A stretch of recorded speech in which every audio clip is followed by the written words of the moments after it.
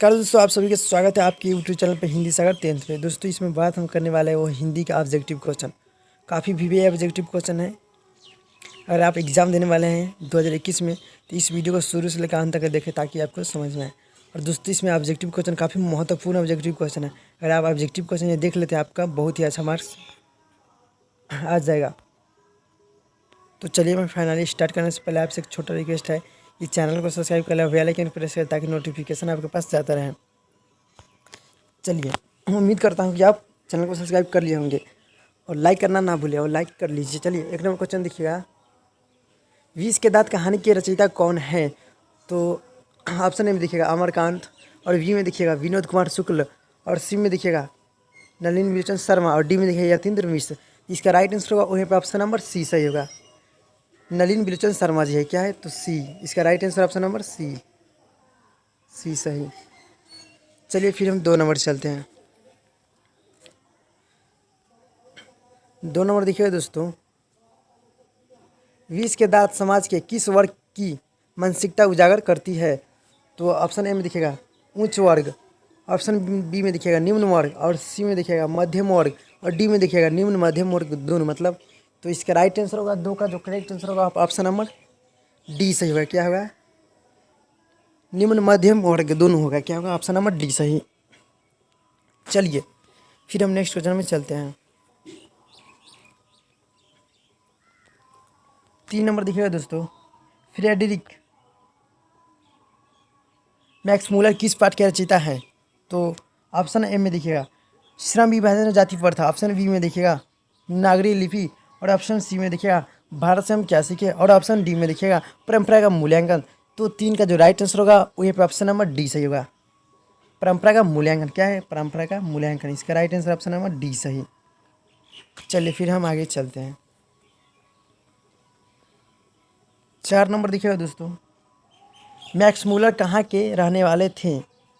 Max Muller कहाँ के रहने वाले थे? तो ऑप्शन ए में दिखेगा इंग्लैंड, ऑप्शन बी में दिखेगा जर्मनी, और ऑप्शन सी में दिखेगा अमेरिका, और ऑप्शन डी में दिखेगा श्रीलंका। तो 4 का जो राइट आंसर होगा ऑप्शन नंबर यहाँ पे बी सही होगा। क्या है? जर्मनी। ऑप्शन बी सही, जर्मनी। चलिए फिर हम आगे चलते हैं।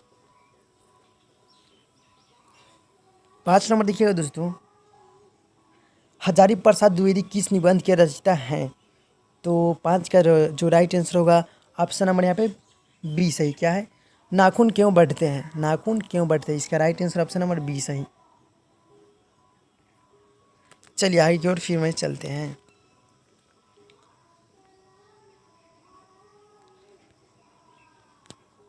6 नंबर देखिएगा दोस्तों, बहादुर अपने घर से क्यों भाग गया था?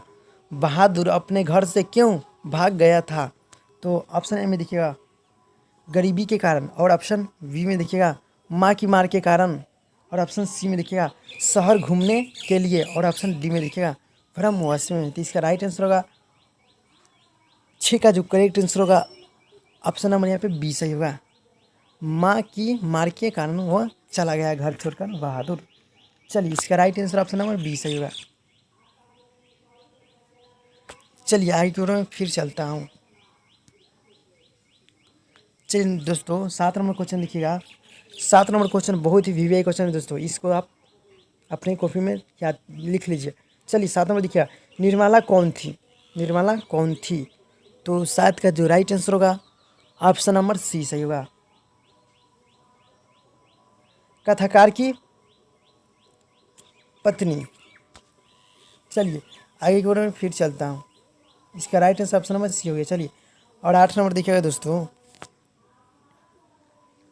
बिरजू महाराज का संबंध किस घराने से है? तो 8 का जो राइट आंसर होगा ऑप्शन नंबर ए सही होगा। क्या है? तो लखनऊ। ऑप्शन नंबर ए सही। चलिए फिर हम आगे की ओर चलते हैं। तो 9 नंबर देखिएगा दोस्तों, जीत जीत मैं निखरत हूँ पाठ की संबंध किससे है? तो 9 का जो राइट आंसर होगा हो गया यहाँ पे ऑप्शन नंबर सी सही, बिरजू महाराज। क्या है? Birju Maharaj. Option number C सही। चलिए आगे की ओर मैं फिर चलता हूँ। 10 नंबर 10 नंबर देखिएगा दोस्तों, अभिनय किस नदी के किनारे बसा है? तो ऑप्शन ए में देखिएगा गंगा, और बी में देखिएगा नील, और सी में देखिएगा दोन, और इसमें डी में देखिएगा रोन। तो 10 का जो राइट आंसर होगा वो यहाँ पे ऑप्शन नंबर डी सही। क्या है? तो रोन नदी के किनारे बसा है। इसका right answer option number D सही। चलिए आगे की फिर मैं चलता हूँ आगे की ओर। चलिए दोस्तों 11 नंबर देखिएगा। हाँ 11 नंबर बोला है कि ला शत्रुज क्या है? ला शत्रुज क्या है? तो 11 का जो राइट आंसर होगा वो यहाँ पे ऑप्शन नंबर सी सही। ईसाई मठ है। क्या है? तो ईसाई मठ है। इसका right answer option number C सही। चलिए आगे की ओर फिर चलता हूँ 12 नंबर। दोस्तों 12 नंबर बहुत ही वीवीआई क्वेश्चन दोस्तों, इसको आप अपने कॉपी में नोट कर लीजिए। चलिए 12 नंबर देखिएगा दोस्तों, मछली किस कहानीकार की रचना है?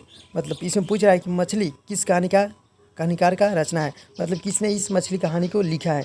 तो ऑप्शन ए में दिखेगा नलिनी बिलोचन शर्मा जी, और ऑप्शन बी में दिखेगा प्रेमचंद, और ऑप्शन सी में दिखेगा अज्ञेय, और यहाँ पर डी में दिखेगा विनोद कुमार शुक्ल। तो दोस्तों अब आप तो 12 नंबर का आंसर बता नहीं सकते हैं। इसका राइट जो आंसर होगा 12 का वो गया ऑप्शन नंबर क्या होगा? डी सही होगा। क्या होगा? डी। विनोद कुमार शुक्ल जी हैं मछली कहानी के लेखक। क्या है? तो विनोद कुमार जी शुक्ल जी हैं। चलिए ऑप्शन नंबर डी सही होगा इसका, ये तो आपको मालूम होगा। चलिए आगे की ओर फिर चलता हूँ 13 नंबर। दोस्तों 13 नंबर बहुत ही अच्छा क्वेश्चन है, इसको अपने कॉपी में नोट कर लीजिए। चलिए 13 नंबर देखिएगा, बिस्मिल्लाह खां का जन्म कहाँ हुआ था? बिस्मिल्लाह खां का जन्म कहाँ हुआ था? तो ऑप्शन ए में दिखेगा काशी में हुआ था, और ऑप्शन बी में दिखेगा दिल्ली में हुआ था, ऑप्शन सी में दिखेगा डुमराव में हुआ था, और ऑप्शन डी में दिखेगा पटना में हुआ था। तो 13 का जो राइट आंसर होगा ऑप्शन नंबर यहाँ पे सी सही होगा। क्या होगा? सी। डुमराव में हुआ था। कहाँ हुआ था? तो डुमराव में। इसका right answer option number C सही। चलिए आगे की तरफ फिर चलता हूँ। दोस्तों ध्यान दीजिएगा 14 नंबर बोला है कि शिक्षा और संस्कृति पाठ के लेखक कौन हैं?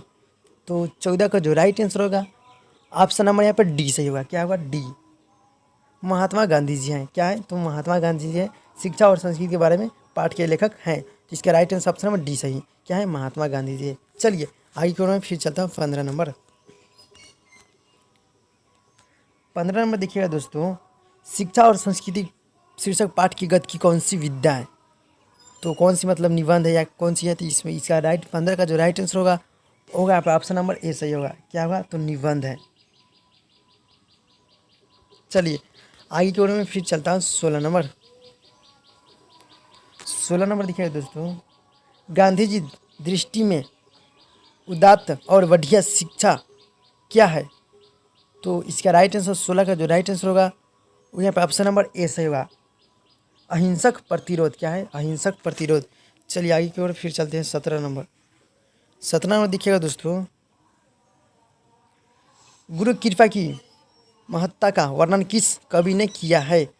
तो 17 का जो राइट आंसर होगा वो यहाँ पे ऑप्शन नंबर सी सही। क्या है? तो गुरु नानक जी हैं। इसका right answer option number C सही। चलिए आगे की ओर में फिर चलता है 18 नंबर। 18 नंबर देखिएगा दोस्तों, रसखान की भक्ति कैसी थी? रसखान की भक्ति कैसी थी? तो 18 का जो राइट आंसर होगा वो यहाँ पर ऑप्शन नंबर ए सही होगा। सगुन। क्या है? ऑप्शन नंबर ए सही, सगुन। चलिए आगे की ओर फिर चलते हैं 19 नंबर में। 19 नंबर दोस्तों देखिएगा, घनानंद किस काल के कवि थे? तो इसका राइट आंसर होगा 19 का जो करेक्ट आंसर होगा वो यहाँ पर ऑप्शन नंबर सी सही होगा। रीतिकाल। क्या है? तो रीतिकाल। इसका right answer option number C सही। चलिए 20 नंबर क्वेश्चन देखिएगा दोस्तों, ये मेरा लास्ट क्वेश्चन है 20 नंबर। तो 20 नंबर देखिएगा दोस्तों, घनानंद किस बादशाह के मीर मुंशी थे? तो इसका राइट आंसर 20 का जो करेक्ट आंसर होगा वो यहाँ पर ऑप्शन नंबर सी सही, मोहम्मद शाह रंगीले। क्या है? मोहम्मद शाह रंगीले। इसका right answer option number C सही।